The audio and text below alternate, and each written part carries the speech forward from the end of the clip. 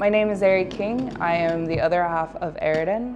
I am a visual artist currently based in New York City and originally from Las Vegas.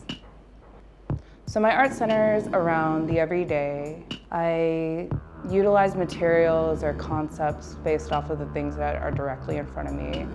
I conceptualize those objects or rituals or activities that participates in that everyday, and then focus in on examining those elements so closely until it kind of transforms in its own. So a big inspiration for the way I work is definitely not by going too far from where I already am and just taking a look at what is already surrounding me and finding that to be a really interesting place to start from. I'm interested in finding like an authentic way of exploring materials, so I'm not generally going to art stores to find supplies. I find it in the streets or in my own home, or it's already in my studio, so a lot of the materials that I work with are either things that are tools that make art or trash or discarded materials, everyday objects, and anything that is probably familiar to you is familiar to me.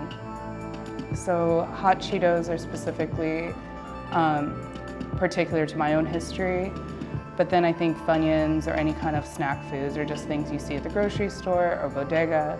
It's also things that you may see on the street, on the ground, that or inside a trash can, and there's a connection between like who is eating these products, or like why are they part of pop culture versus the fact that they're consumables and they are just food, but they've become culturally like active within our everyday as well.